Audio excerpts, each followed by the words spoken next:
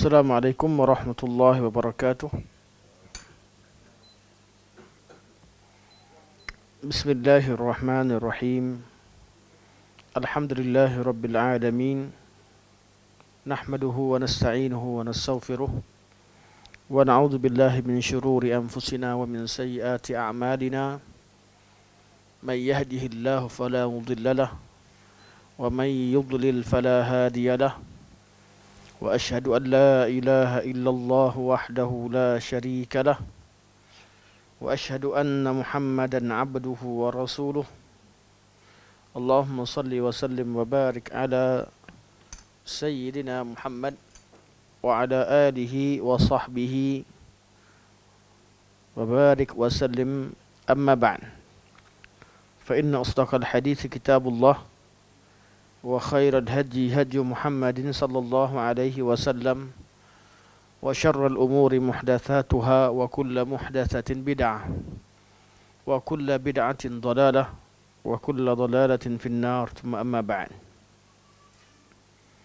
InsyaAllah pada hari ini kita akan sambung pada matan yang baru, rentetan daripada tajuk yang dibincangkan pada matan yang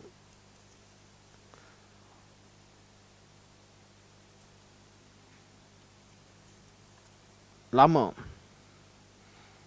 iaitu pada matan sebelumnya Al-Imam Abu Ja'far At-Tahawi membincangkan tentang Ahlul Kabair, orang-orang yang melakukan dosa besar dan meninggal tidak sempat bertaubat. Mereka berada dalam masyiatillah.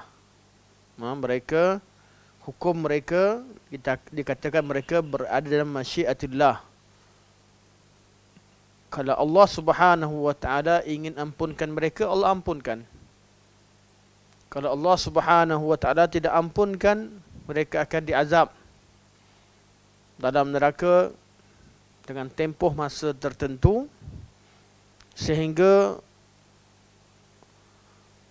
suatu ketika nanti mereka akan dikeluarkan dan dimasukkan dalam syurga kerana mereka masih lagi beriman pada Allah Subhanahu wa taala. Dosa-dosa mereka tidak mencapai dosa syirik ataupun kufur, dan mereka kalimah syahadah mereka masih sah, tidak terbatal. Di hukum ini berkaitan dengan hukum hari akhirat. Di hari akhirat, soalannya, kalau mereka di dunia ini dikedepankan untuk jadi imam,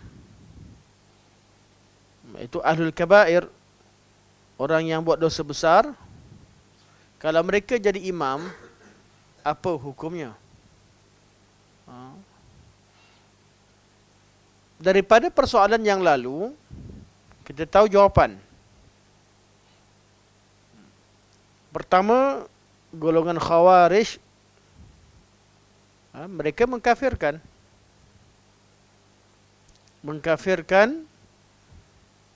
pelaku dosa besar. Jadi salat di belakang pelaku dosa besar tidak sah, kerana orang kafir amalan mereka tidak sah. Begitu juga pandangan golongan Mu'tazilah yang mengatakan pelaku dosa besar berada di satu manzilah antara dua manzilah. Al-manzilatu baina al-manzilatain. Jadi golongan Mu'tazilah juga berpandangan tidak boleh solat di belakang pelaku dosa besar, kerana syarat untuk sah solat adalah Muslim, seorang Islam yang berakal. Dia hilang sifat keislaman kerana mereka menghukumkan orang pelaku dosa besar, mereka bukan Islam. Bezanya dengan Khawarij, Khawarij katakan kalau bukan Islam kafir. Mu'tazilah kata bukan Islam, bukan juga kafir. Dan mereka melakukan istilah bid'ah yang baru, iaitu al-manzilatu bainal manzilatain. Bagaimana pandangan ahli sunnah wal jamaah? Ahli sunnah wal jamaah mengatakan bahawa orang-orang pelaku dosa besar, mereka tidak kafir. Mereka masih lagi mukmin atau muslim, namun fasik dengan dosanya. Ya, kedudukan mereka bagaimana?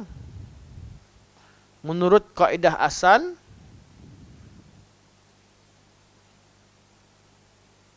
man sahhat salatuhu sahha atau sahhat imamatuhu.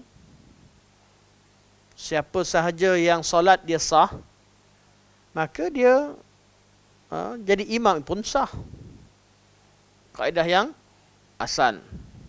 Namun adakah ada perbincangan? Ya, ada perbincangan ulama. Apa pandangan Al-Imam Abu Ja'far At-Tahawi rahimahullah dalam perkara ini? Ini matan yang kita baca sekarang. Al-Imam Abu Ja'far At-Tahawi berkata, rahimahullah, wa nara as-salata khalfa kulli birrin wa fajirin min ahli al-qiblah wa ala man mata minhum. Wa nara, dan kami berpandangan. Kalau ikut pada buku kita, muka surat 179, kata Syekh, iaitu matan Imam Tahawi tidak disebutkan. Mungkin penterjemah bergantung pada cetakan tertentu yang tidak ada matannya. Namun matan yang dimaksudkan itu, seperti mana cetakan yang ada pada saya, matannya adalah wa nara as-salata khalfa kulli birrin wa fajirin min ahli al-qiblah. Wa nara, dan kami berpandangan, as-salata, as-salata, kami berpandangan salat. Makna asalnya wa nara jawaz as-salati. Kami berpandangan harus salat khalfa kulli birrin wa fajir, di belakang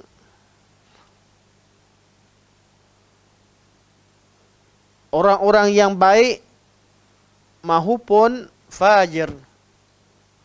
Barakallahu fiik, jazakallahu khair.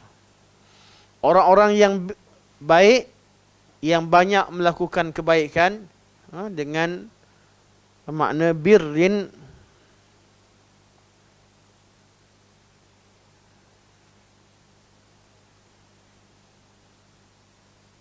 wa fajir,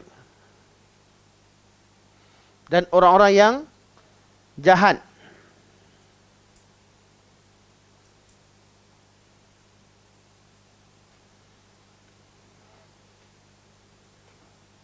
Ini dalam matan, semua bariskan bawah. Tapi dalam hadis, sallu khalfa kulla barrin. Orang mungkin asal dari barin, wallahu alam. Maknanya kembali kepada bir, itu orang yang banyak melakukan kebaikan. Wa fajir, dan orang-orang yang banyak melakukan fujur, iaitu kejahatan. Min ahlil qiblah, syaratnya dari kalangan ahlil qiblah. Ahli qiblah artinya muslimin, di kalangan orang Islam, di kalangan ummatil ijabah. Ahli qiblah iaitu ummatul ijabah. Umat dia berapa? Umat Nabi Muhammad ada dua. Satu, ummatul da'wah. Yang kedua, ummatul ijabah. Ummatul da'wah, seluruh manusia. Ummatul ijabah adalah kaum muslimin. Dia orang Islam dikenali sebagai Muslim, mukmin, dikenali juga sebagai ummatul ijabah, dikenali juga sebagai ahlul qiblah. Ahlul qiblah, yaitu orang yang menghadap satu kiblat.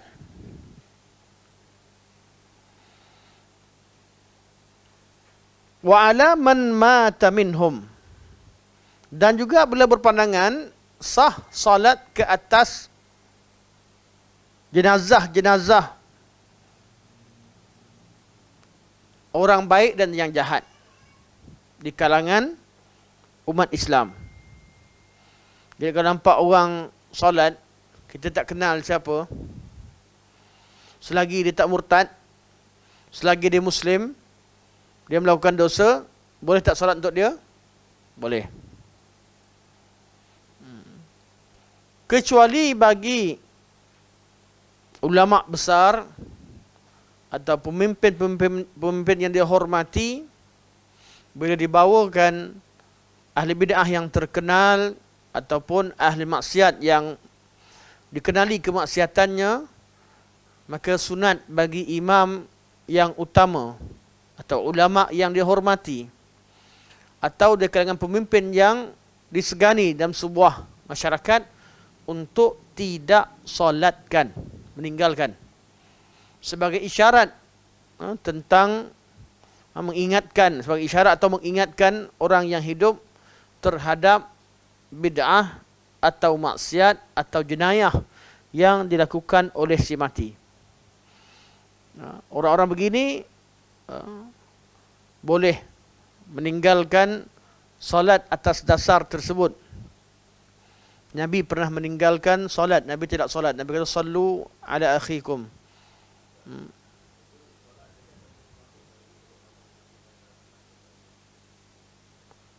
Berkaitan dengan doa, mendoakan kerahmatan kepada orang-orang yang telah meninggal, dia kembali makna seperti solat juga. Semua orang yang sah solatnya, semua orang Islam kita boleh solatkan dan kita boleh doakan. Cuma dari segi kemaslahatan, seperti imam tadi tak boleh solatkan, imam yang bukan tak boleh, lebih baik mana ada pilihan, kalau ada maslahah seorang imam yang besar, ulama yang besar atau pemimpin yang disegani meninggalkan solat ke atas ahli bid'ah yang diketahui bid'ahnya mencapai level yang patut diingatkan, maka hukum yang sama dikatakan kepada mereka ketika mendoakan ahli bid'ah.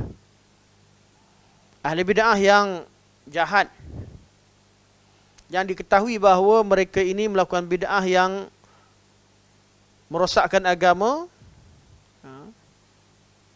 ulama besar atau malah masyarakat sunnah sendiri tidak digalakkan mengucapkan doa rahmat di tempat umum kepada mereka kerana akan menyucikan dan mengangkat kedudukan mereka.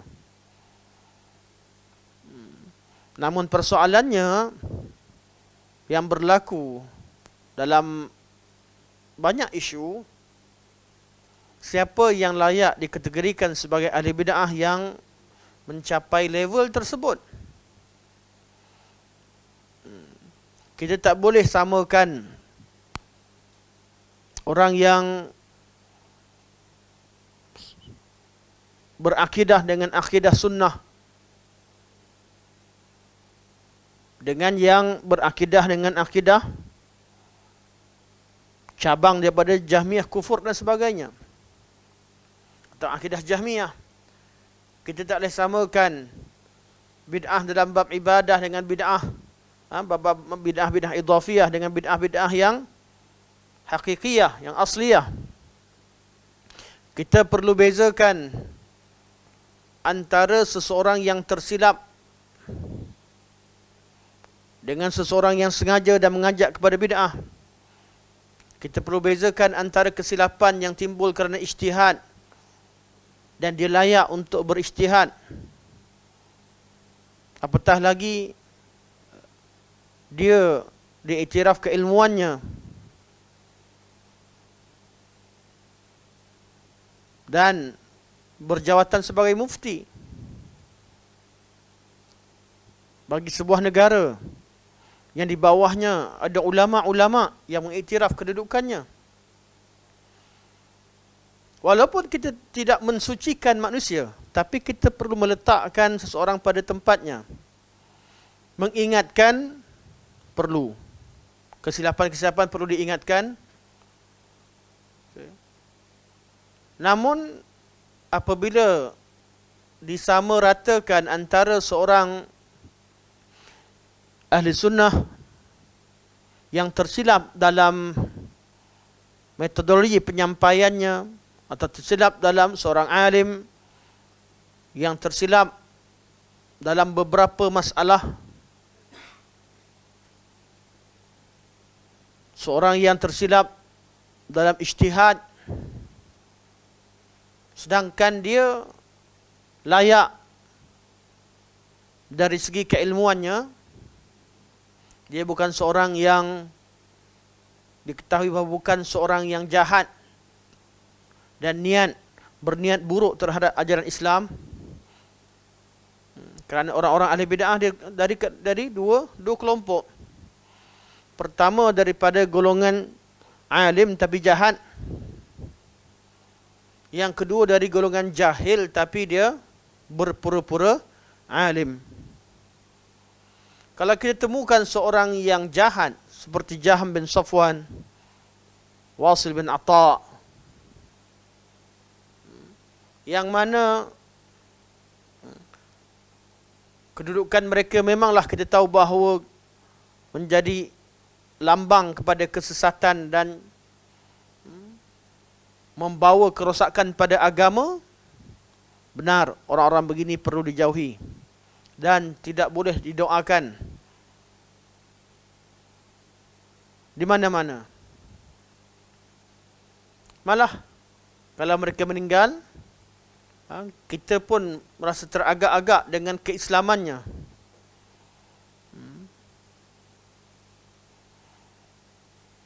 Kerana bid'ah yang dilakukan itu sampai kepada tahap hampir mengkafirkan.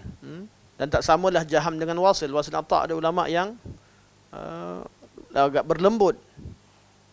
Manakala Jaham bin Safwan, kebanyakan ulama mengkafirkannya dengan kaulnya. Bid'ah yang mukaffirah, bid'ah yang menyebabkan dia boleh dikafirkan dengan kaulnya. Jadi bab salat di belakang jenazah seorang ahli kabair atau ahli bid'ah yang besar sama dengan bab mendoakan. Namun bid'ah dan dosa itu ada martabat, ada kedudukan, ada level-levelnya, ada jenis-jenisnya. Kita perlu arif tentang kedudukan tersebut. Bid'ah suatu perkara tercela dalam agama, sama ada bid'ah besar atau bid'ah yang kecil. Namun kita nak kategorikan satu kesilapan tertentu sebagai bid'ah dan kita meletakkan hukum yang berat kepada seorang yang melakukan bid'ah yang kecil, itu suatu perkara yang tidak adil. Malah ditanyakan kepada apa yang berlaku isu kematian Dr. Yusuf sebagai contoh yang terdekat lah, Dr. Yusuf Al-Qardawi. Kita tahu kesilapan beliau. Ghafarallahu lah, semoga ampunkan beliau. Dan kita tahu asatizah kita, malah tokoh-tokoh ulama di Arab Saudi, di negara Arab, di Kuwait, di Qatar sendiri, tokoh-tokoh ulama ramai yang tidak bersetuju dengan beliau atas beberapa fatwanya.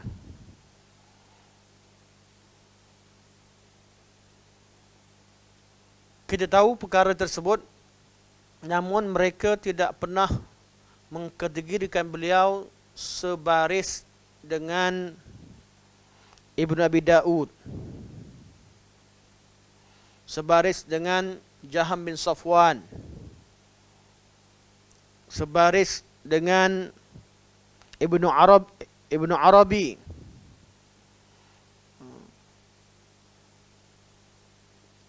apa yang ulama sebut, mereka kritik fatwa. Mereka ingatkan masyarakat awam tentang kesilapan tersebut.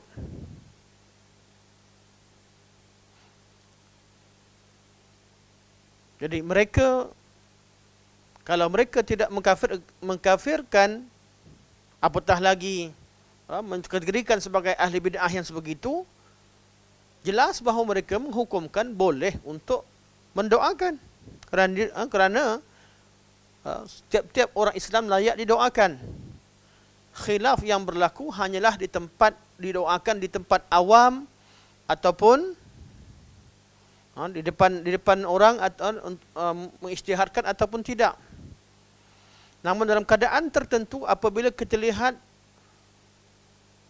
wujudnya sikap yang melampau sehingga menjadikan beliau sebagai ahli bid'ah yang begitu besar dan disamakan dengan tokoh-tokoh bid'ah yang berlaku pada zaman salafus salih, menjadikan seolah-olah itulah lambang bid'ah, maka perlu dilihat kemaslahatan untuk menjadikan pengikut Ahlussunnah wal Jamaah itu bersifat dengan sifat yang adil. Perlu kepada tokoh-tokoh agama atau siapa yang mampu untuk menyampaikan perkara ini, untuk sampaikan secara baik. Namun sekiranya perlu untuk dizahirkan bahawa doa boleh didoakan kerana asasnya begitu, boleh didoakan.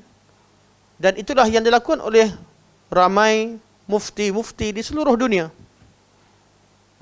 ulama-ulama dunia, dan kebanyakan negara mengarahkan supaya solat ghaib dilakukan kepada kematian beliau. Bukanlah kita lihat itu sebagai bukti dan dalil seseorang itu soleh ataupun tidak, tapi kita nak buktikan bahawa umat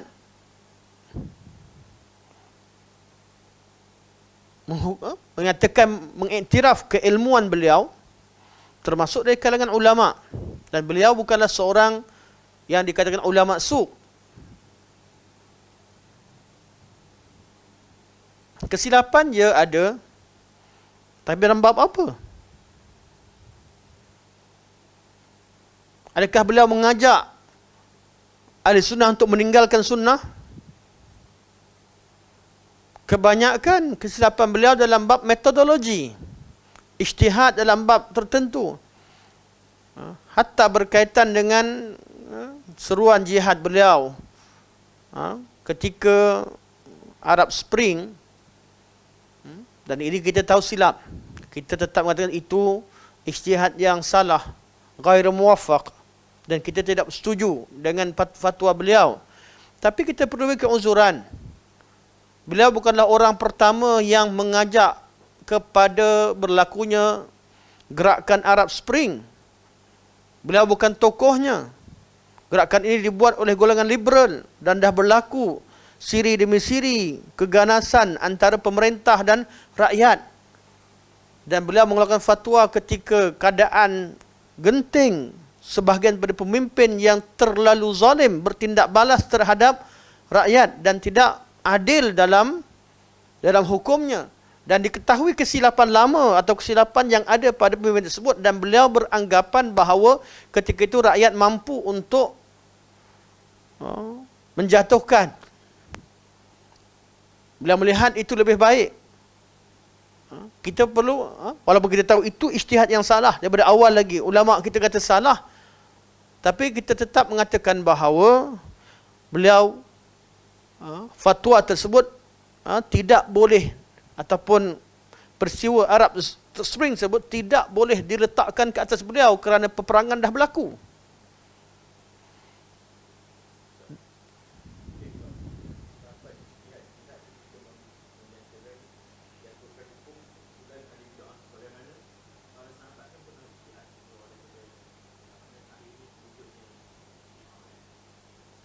Bab ni kalau cerita panjang, nak kita kata wujudnya Syiah pun ya, wujud Khawarij pun ya. Dan bukanlah orang yang menyalahkan itu ataupun orang yang tidak setuju dengan beliau salah 100%. Kita tahu beliau ada kesilapan. Fatwa-fatwa yang sebegini boleh bawa kepada berlakunya atau tersebarnya pemikiran Khawarij. Sebab tu fatwa perlu lebih berhati-hati. Tapi kita tahu kesilapan is kesilapan. Yang salah tetap salah. Cuma tahap kesilapan itu kita perlu ukur.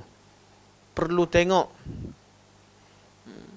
Kerana beliau tidaklah mengajak masyarakat untuk keluar daripada pemerintahan atau masyarakat dunia keluar daripada ketaatan. Beliau spesifikkan kepada pemimpin tertentu, negara tertentu dalam keadaan tertentu dengan kesalahan yang dilakukan.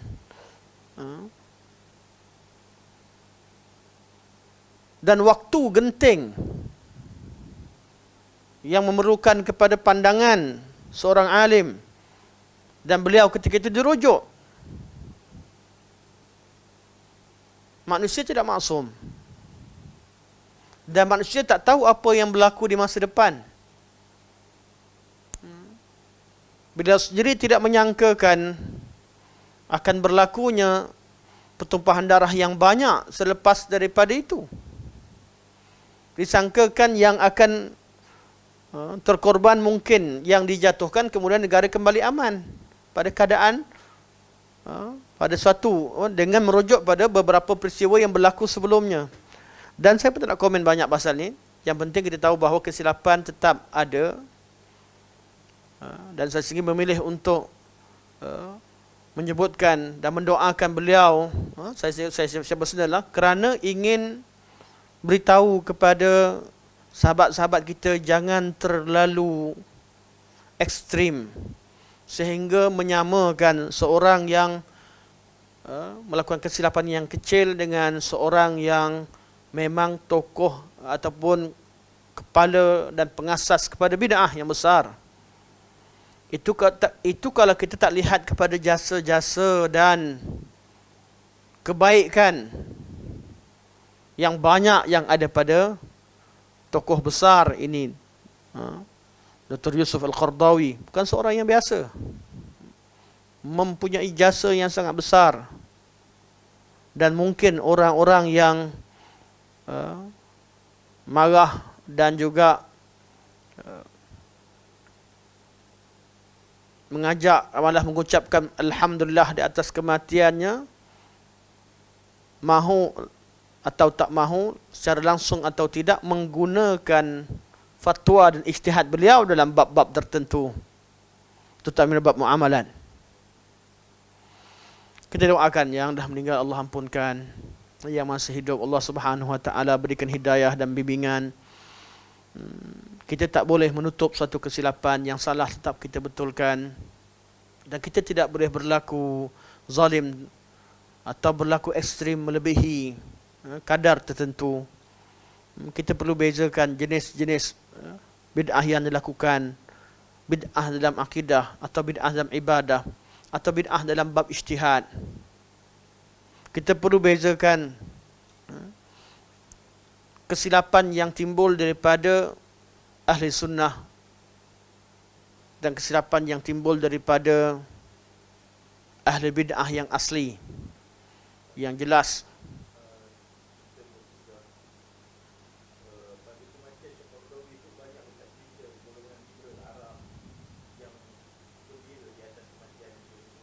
tak syak lagi.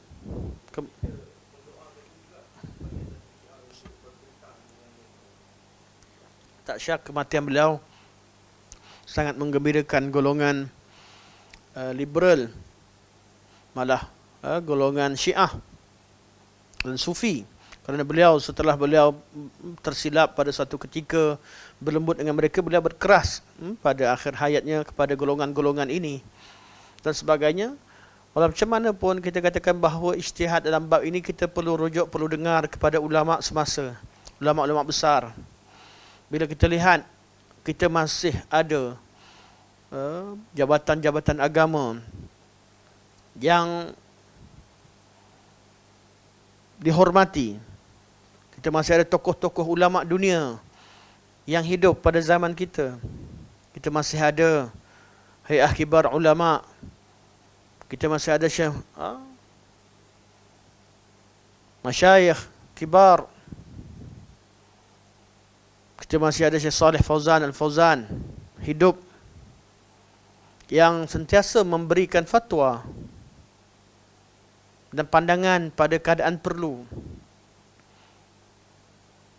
Kalau kita tak setuju dengan pandangan Dr. Qardawi pada ketika ini, ambillah pendirian seperti mana masyayikh yang diam. Tidak mendoakan tidak bererti mengucap syukur dan tahmid di atas kematiannya dan menyebarkan kegembiraan. Demi Allah, kalau kita diam dan tidak mendoakan, saya sendiri tak akan bercakap tentang perkara ini. Kita tahu Syekh ada kesilapan. Kita hormati semua pandangan. Tetapi kalau ada di media sosial dan di mana-mana menyebutkan Alhamdulillah, bergembiralah di atas kematian fulan, itu perkara yang tak layak untuk diletakkan pada diri seorang yang pernah memperjuangkan sunnah, dalam walaupun ada berlaku kesilapan.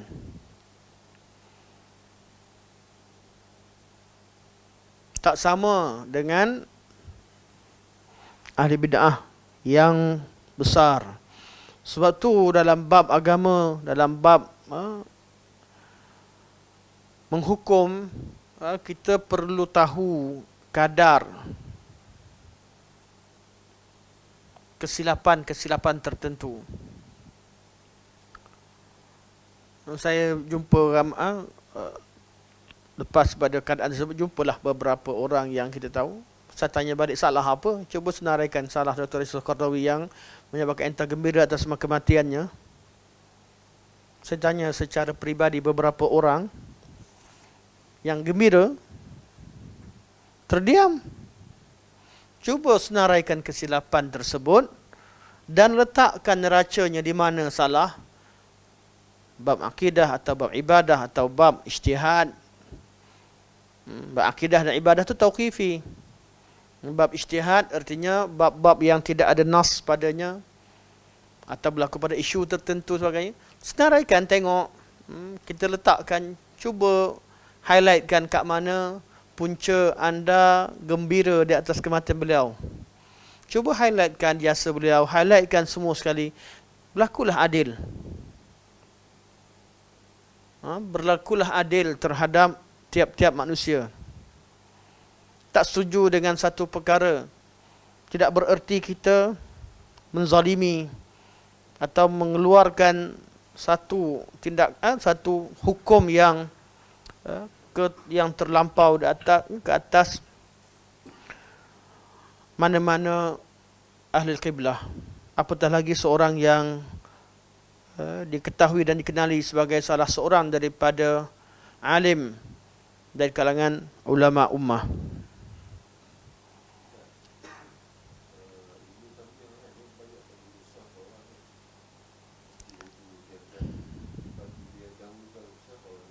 Ibn Taimiyah rahimahullah, bila satu kesalahan itu melibatkan diri beliau, beliau akan maafkan, seperti mana yang berlaku pada Ibn Makhluf dan sebagainya. Beliau maafkan dan beliau zahirkan bahawa beliau memaafkan kerana kesalahan itu berlaku pada diri beliau. Tapi dalam bab agama beliau tidak bertolak ansur. Dalam bab agama beliau tetap menerangkan kesilapan. Kita kena bezakan kesilapan. Kalau orang lakukan kesilapan pada diri kita secara personal, kita boleh maafkan. Kesilapan dalam hukum dan agama Allah perlu diterangkan. Tak boleh kita maafkan dengan tutup kesilapan, sedangkan kesilapan itu tersebar dan mempunyai pengikut tertentu. Perlu juga dizahirkan, perlu diterangkan. Tapi tiap-tiap kesilapan itu ada kedudukannya, ada kadarnya. Mengetahui kadar itu yang paling utama sekarang. Dan lepas ni, ramai lagi tokoh yang jauh lebih teruk daripada Dr. Yusuf. Tengok apa yang berlaku. Kadang-kadang yang kelakarnya, banyak lagi tokoh lebih teruk daripada Dr. Yusuf dan lebih terkenal, yang bawa orang lebih berkesihatan, tapi taklah sampai tahap mengucap Alhamdulillah di atas kematian. mereka, dan dah berlaku pun kematian sebelum Dr. Yusuf. Sebab tu kita perlu letakkan adil dalam bab menghukum. Saya pada asalnya mengambil pendirian untuk berkecuali dengan tempoh tertentu, sehinggalah sahabat-sahabat tunjukkan mesej daripada secara personal yang hantar pada saya, apa yang dikatakan dalam grup tertentu, dan kemudian ditunjukkan pada saya. Sebab saya walaupun ada media sosial, tapi ada masa aktif, banyak masa tak aktif.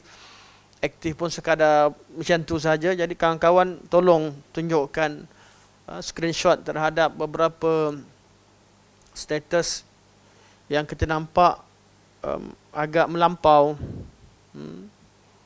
agak ekstrim. Sebab itu dan ada juga yang menyebutkan sebahagian daripada tindakannya menyandarkan kepada kalam sebahagian asatizah.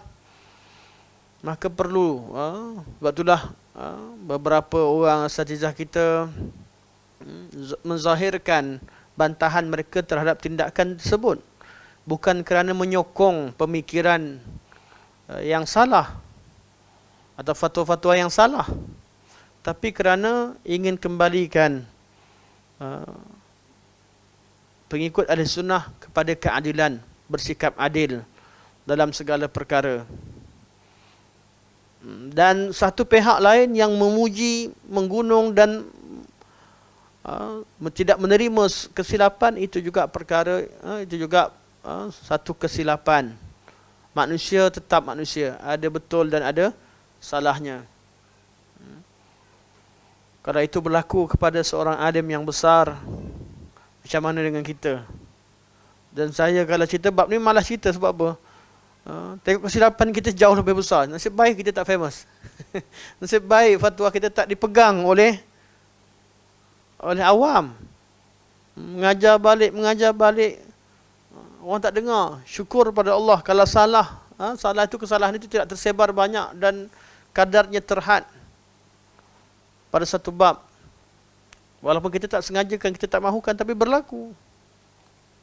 Kadang-kadang kita ni yang mengajar berdasarkan kepada kita ni anak murid kepada guru-guru tertentu yang kita hormat, kita mewarisi kesilapan daripada guru kita. Mereka pun ada kesilapan tertentu. Kerana kita tak mampu membezakan pada setengah keadaan, kita tersilap dan sebagainya. Itu akan berlaku. Jadi mengajar manusia kepada sifat adil, insaf, itu lebih baik. Bukan mengajak pada liberal, tak kisah tentang bid'ah, tak hirau tentang kesesatan, penyelewengan. Tidak, itu sikap yang tidak baik. Tetap kena peka, perlu tahu dan mengenali ahli sunnah dengan ahli bid'ah. Perlu kenal di kalangan ahli sunnah yang diketahui selamat manhajnya, dan kita perlu kenal ahli sunnah yang tersilap dalam bab tertentu. Kita perlu kenal apa yang berlaku di keliling kita. Itu perlu, bukan tak perlu. Cuma bila ada kesilapan tertentu, seorang ahli ilmu atau talibul ilmi perlu meletakkan kesilapan itu pada tempatnya. Bukan cerita mengambil alasan Syekh Fulan dan Fulan marah dan berkata berbeza. Marah, ya marah. Kita dengan anak kita pun marah. Seorang bapa pernah marah pada anak dia, mengamuk sampai sebat anak dengan tali pinggang contoh. Tak boleh kata ayah dia nanti kalau dia mati ni tak doakan. Tak boleh. Marah ni kadang-kadang bab kecil je marah. Dan kita tahu orang yang marah tu sendiri pun, seorang alim, orang alim yang marah tu sendiri pun bukanlah mengeluarkan beliau daripada sunnah. Walaupun mereka marah dan mengeluarkan kata-kata tertentu kerana kesilapan yang dilakukan, itu memiliki kesan yang besar, Tapi kita tahu masalah apa yang dibincangkan dan kedudukannya macam mana. Okey. Wallahu alam. Syarah. Ini syarah pada matan wa nara salata khalfa kulli birrin wa fajirin min ahli al-qiblah wa ala man mata minhum. Kata Ibn Abil rahimahullah, Nabi sallallahu alaihi wasallam bersabda, "Sallu khalfa kulli birrin wa fajirin." Atau kulli barrin wa fajirin. Itu yang baris. Saya tak tahu baris yang tepat macam mana. Birrin atau barrin. Kalau bar, itu orang buat kebaca. Dari segi bahasa, saya hanya kalimah bir ni saya baca ikut baris yang ada pada teks. Setengah perkataan saya pun tak perasan. Masa kat bawah saya tak perasan, sampai ke atas baru perasan. Kalau betulnya kat sini boleh atau tidak dibaca dengan baca yang tepatnya birrin atau barrin, wallahu alam. Kalau ada sahabat-sahabat asatizah yang boleh bantu sekarang ni, boleh betulkanlah di bahagian komen. Tak sempat nak semak dari segi sorof di sini. Kalimah bir. Kalau ikut dalam kepala saya baca bir daripada awal. Saya baru perasan dalam hadis ni, dalam kitab Arab, begitu juga dalam terjemahan dituliskan sebagai barrin. Kulli barrin. Kita kena cek balik dari segi baris. Tapi maknanya jelas, semua orang faham. Kalau ikut pada yang saya baca selama ini dan tak ada baris, memang kitab tak baris baca, memang saya baca sallu khalfa kulli birrin wa fajirin. Bila nampak ada kedua-dua nas, kedua-dua cetakan ini tulis birrin, jadi barrin, saya jadi saya kena cek semula. Inilah kelemahan kita. Sallu khalfa kulli birrin wa fajirin atau barrin wa fajirin. Sembahyanglah di belakang setiap dari barrin atau birrin, orang yang baik, wa fajirin, dan seorang yang melakukan fujur, itu kesalahan, melakukan dosa besar. Kalau hadis ini sahih, selesai masalah. Kita tahu bahawa mazhab Imam Malik, mazhab Abu Hanifah, Malik dan mazhab Syafi'i berpandangan bahawa boleh salat di belakang ahli bid'ah. Mazhab Hanbali tidak membenarkan salat di belakang ahli bid'ah yang jelas bid'ahnya, atau ahli maksiyah, atau seorang yang fasik, dikenali kefasikannya. Jadi kita tiga mazhab kata boleh, satu mazhab kata tak boleh. Dan dalam setengah riwayat daripada Imam Ahmad kata boleh. Artinya ada tiga mazhab tambah dengan satu riwayat daripada Imam Ahmad. Berkemungkinan begitu keadaannya. Setengah orang yang Imam Ahmad, setengah orang beliau hukumkan boleh, mungkin setengah yang lain tidak boleh, tapi ada ijtihad tertentu, wallahu alam. Yang penting tiga qaul kata boleh solat di belakang ahli bid'ah ataupun ahli maksiat atau ahli fasik, seorang yang fasik. Ada satu mazhab, mazhab Hanabilah, itu mazhab Imam Ahmad tidak membenarkan.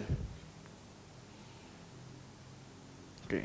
Kalau tengok pada teks hadis ni tutup segala, menutup segala perbincangan. Hadis adalah nas, tak perlu risaukan tentang pandangan manusia kalau ada kalam Nabi yang memutuskan khilaf. Cuma hadis ini bukan hadis yang sahih. Ada cacatnya. Ada cacat. Dan ini punca berlaku khilaf ini masih berlaku. Hadis ini diriwayatkan oleh Makhul daripada Abu Hurairah radhiyallahu anhu. Makhul tu bukan makhul. Kalau orang Melayu selalu baca makhul.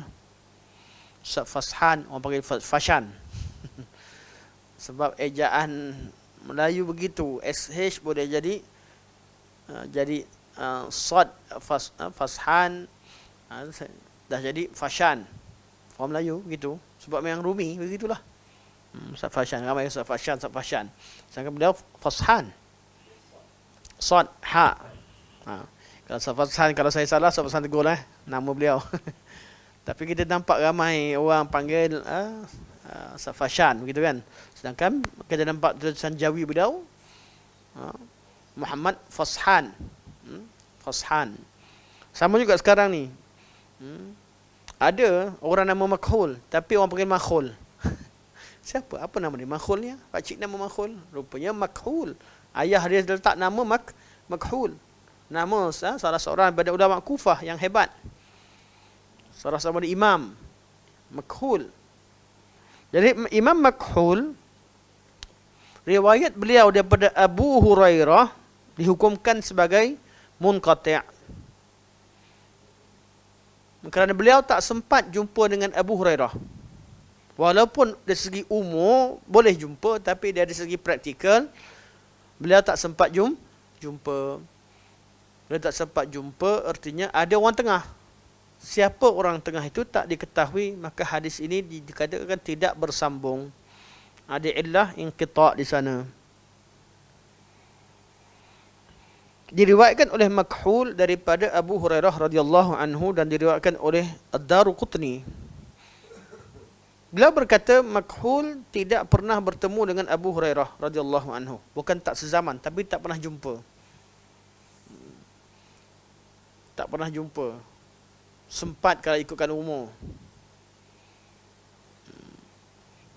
Ikutkan umur 80 sempat dengan Dr. Yusuf Qardawi. Tapi dari segi kesempatan 80 pernah jumpa Dr. Yusuf Qardawi? Oh, jumpa dewan dari jauh. Tak sempat riwayatkan apa-apa dengan syarahan. Kalau ingat bolehlah riwayatkan. Jadi dalam bab hadis kenapa berlaku khilaf kadang-kadang?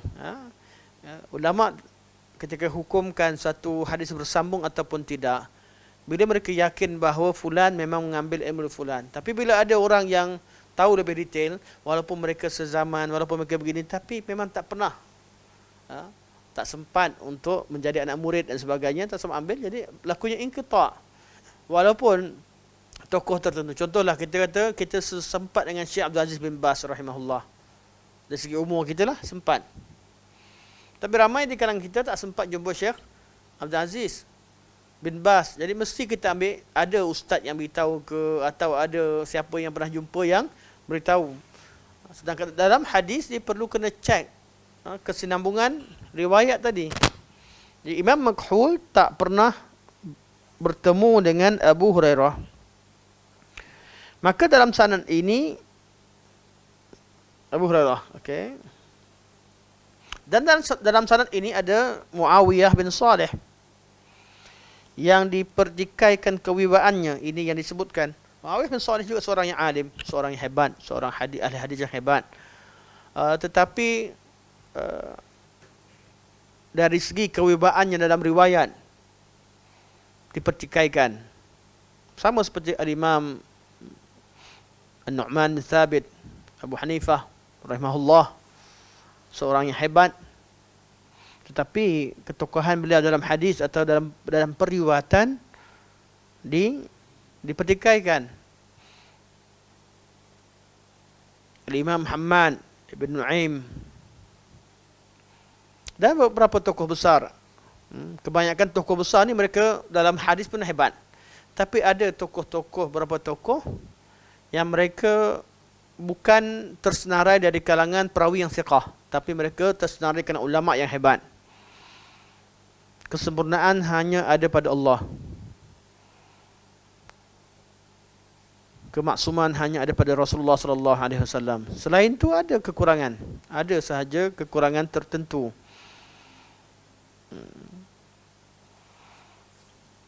Jadi dalam sanad ada siapa?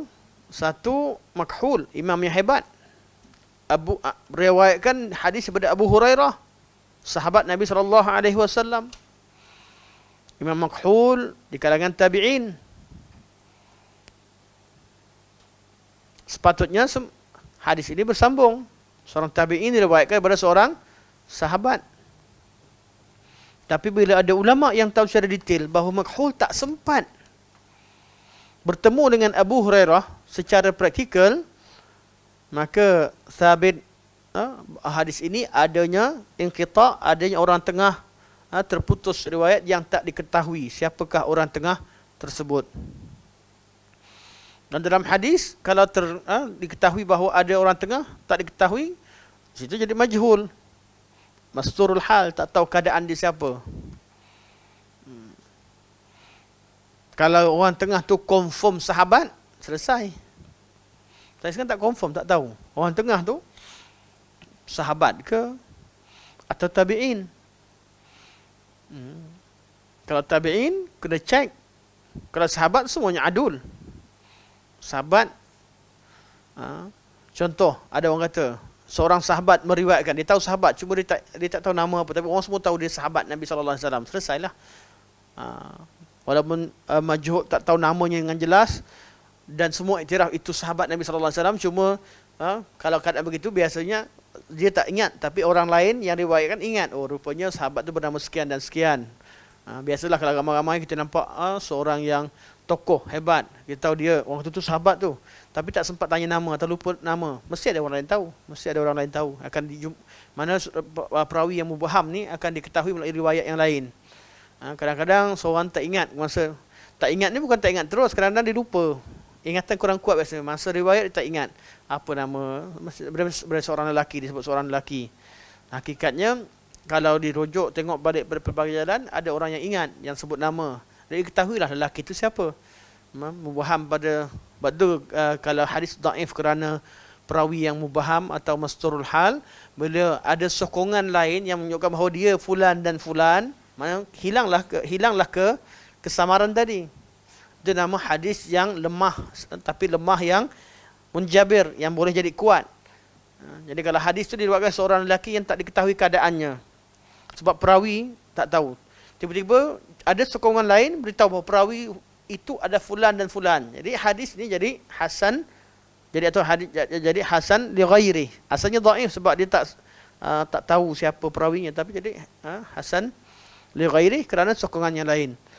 Jadi sokongan daripada mutaba'at atau syawahid memberi kekuatan kepada hadis yang dhaif yang ringan. Berbeza dhaif yang berat, perawi yang banyak melakukan kesilapan, dan riwayat memang dia je, cek dia lain daripada orang lain, dan dia pula memang nyatanya tak kuat, selalu silap. Tu memang ada macam mana sekalipun datang sokongan dalam bab ada isyarat tertentu, tak boleh nak kuatkan hadis dia. Okey, balik semula pada, sepatutnya saya buat kajian khas berkaitan hadis ni, tapi oleh kerana keputusan dah ditunjukkan dan semua buku tulis begitu, saya sempat tadi di dalam bilik cek, kalangan ulama semua sepakat. Saya belum lagi ada yang kata sahih hadis ni, oleh kerana Syekh Albani kata dhaif, masyayikh kibar, Syekh siapa ni, Doktor Abdullah Turki kata dhaif, Syekh Shu'aib Arnaud kata dhaif. Saya pun yakin dhaif lah. Taklid. Beliau kata hadis ini diriwayatkan oleh makhul daripada Abu Hurairah. Situ ada satu illah inqita', terputus, dan diriwayatkan oleh Daruqutni. Beliau berkata makhul tidak pernah bertemu dengan Abu Hurairah radhiyallahu anhu. Ini antara jenis antara jenis illah. Imam Daraqutni pakar dalam illah. Kitab dia Al-Ilal. Illah ni apa? Zahirnya nampak macam sahih. Makhul ni seorang tabi'in dan Abu Hurairah seorang sahabat. Umur pun dia, tempat pun dekat, tapi beliau mengetahui sesuatu lebih detail. Itu beza illah. Secara zahir nampak macam tak ada masalah, tapi bila orang yang pakar, betul-betul pakar, mereka mengetahui illah tertentu. Tahu. Dalam sanad hadis ini ada Muawiyah bin Saleh yang dipertikaikan kewibawaannya, iaitu dalam mutakallam fih, dalam riwayatnya, bukan batang tubuhnya. Beliau seorang faqih. Muawiyah bin Saleh juga seorang yang arif tentang lughah dan beberapa pujian yang ulama berikan pada pribadi beliau, tapi dalam riwayat. Okay. Sehingga kan Imam Muslim meriwayatkan sebahagian hadis Muawiyah bin Saleh. Muslim kan biasa, tapi pada keadaan tertentu. Muslim telah menggunakan hadis sebagai hujah dalam sahihnya, bukan hadis tu. Muslim telah berhujah dengan Muawiyah bin Saleh dalam sebahagian dalam sahihnya dan kitab sahihnya.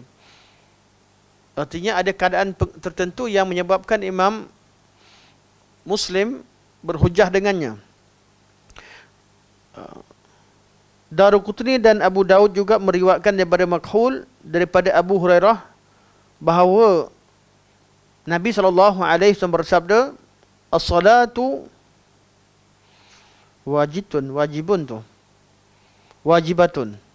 Tinggal ba situ. As-salatu wajibatun alaikum ma'a kulli muslimin birrin aw fajirin. Kat situ ada birrin. Mungkin birrin tadi.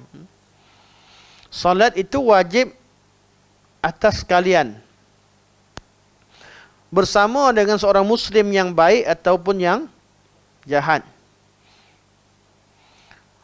Wa in huwa amilal kaba'ir, walaupun dia telah melakukan dosa-dosa besar. Okey tuan-tuan, hadis sahih atau tak sahih? Cuba teka. Teka. Kenapa sahih Ustaz Islam?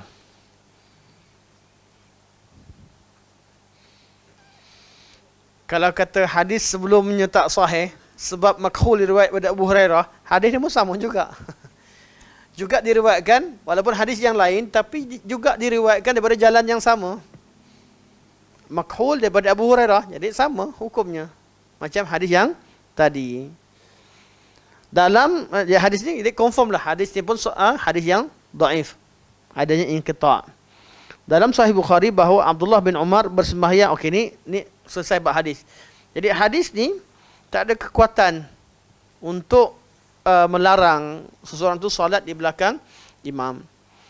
Manakala hadis yang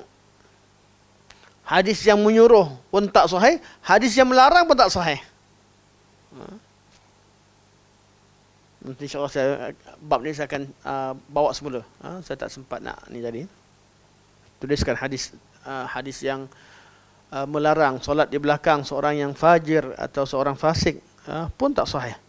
Dan ulama kata bab ni seri. Kaul yang kata tak boleh solat di belakang fasik bawa dalilnya pun lemah. Kaul yang kata boleh solat di belakang fasik bawa dalilnya pun lemah. Jadi seri. Bila seri tinggal apa? Dua hadis ini tak jadi hujah. Kembali pada asal. Asalnya semua orang yang sah solatnya sah jadi imam. Itu yang disebutkan oleh Ibn Abil rahimahullah. Kita baca sekejap lagi. Dalam Sahih Bukhari bahawa Abdullah bin Umar bersembahyang di belakang Hajjaj bin Yusuf As-Saqafi. Begitu juga dengan Anas bin Malik radhiyallahu anhuma. Sedangkan Hajjaj adalah seorang yang fasik dan zalim. Ini kata Syekh.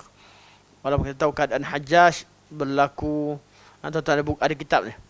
Kitab library kita, kitab Al-Hajjaj. antara pencela dan juga pembela. Ada kitab di belakang tu, sangat menarik berkaitan Hajjaj. Jadi beliau seorang tokoh politik paling hebat lah. Yang nak pegang Iraq ni, orang kata Iraq jadi aman bila berada di bawah tokoh-tokoh ini. Iraq menjadi sangat aman berada di bawah Hajjaj bin Yusuf Al-Thaqafi dari segi politik, dari segi kezaliman beliau terhadap tokoh-tokoh tertentu ya. Tapi secara umum rakyat rasa aman. Dan Iraq jadi aman sekali lagi bila diperintah oleh Saddam Hussein. Rakyat masa tu kaya, politik bagus, ekonomi naik, tapi masalah pada kekejaman beliau dilakukan terhadap tokoh-tokoh tertentu termasuk sebahagian ulama. Jadi pribadi yang begini ni, politiknya bagus tapi zalim pada tokoh ulama tu, dia akan jadi pertikaian sampai bila-bila. Secara politik iktiraf lah. Secara personalnya, tokoh yang bila meninggal, tokoh yang macam ni akan berlakulah isu-isu. Nak solatkan atau tidak. Ya.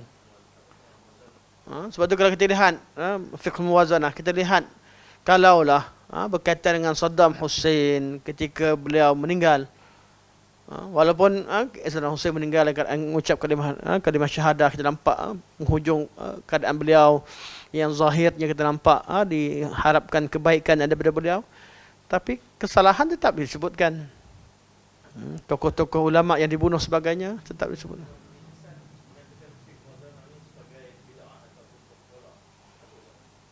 Tidak, bila yang menolak fiqh muwazanah atau dalam bab tertentu, bukan menolak fiqh tersebut, tapi menolak penulis yang tulis sebelumnya. Bila ada penulis yang tulis salah dalam bab muwazanah, salah buat pertimbangan, maka buku seterusnya membida'ahkan fiqh muwazanah pada orang yang memandai-mandai buat muwazanah yang tidak tepat.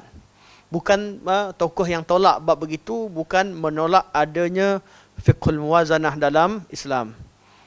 Sama juga kalau buku-buku, kita perlu tengok pada keadaan yang berlaku. Setengah pada buku contoh if'al wala haraj, contoh hadis Nabi. Seorang datang tanya tentang hari raya, masa hari buat haji tu. Seorang kata, Syekh, ya Rasulullah, fulan dan fulan dia tawaf dulu, sebelum dia pergi tawaf dulu baru dia datang lontar jamrah. Nabi kata if'al wala haraj. Fulan dia melontar jamrah Aqabah, kemudian dicukur baru tawaf. If'al wala haraj. Susunan dan kesnya saya kena cek semula hadis. Tapi begitulah, ditanyakan beberapa soalan tentang perbuatan yang dilakukan pada 10 Zulhijjah dengan didahulukan ini dan itu. Nabi sentiasa kata if'al wala haraj. Jadi ada buku if'al wala haraj, tapi penulis buku tersebut tersalah dalam bab tertentu yang bukan tersalah. Beliau berpandangan dengan pandangan yang sangat longgar, sehingga beliau kata melontar jamrah sebelum matahari tergelincir pun boleh. Ramai yang pegang lah. Tamu haji pun pegang boleh melontar sebelum tergelincir, atau melontar pada waktu lewat malam dan sebagainya. Jadi ada ulama yang nampak jangan longgar sangat. Memang mereka setuju bahawa ada if'al wala haraj, hadis Nabi sallallahu alaihi wasallam. Tapi ada ulama yang tulis buku menolak kalimah if'al wala haraj, bukan pada hadis tapi pada kalimah yang disebutkan oleh penulis sebelumnya. Begitulah, sama juga yang cerita tentang fiqh muwazanah dan sebagainya. Kita tajuk ni anda bawa semula. Anda akan baca semula dengan bacaan lebih teliti, dan mohon maaf di atas kekurangan sekiranya kekurangan yang wujud pada malam ni. InsyaAllah kita jumpa pada minggu depan insyaAllah. Subhanakallah wa hamdika asyhadu an la ilaha illa anta astaghfiruka wa atubu ilaik. Wa sallallahu alaihi wasallam Muhammad wa ala alihi wa sahbihi wa baraka wa sallam. Alhamdulillahirabbil alamin. Assalamualaikum warahmatullahi wabarakatuh.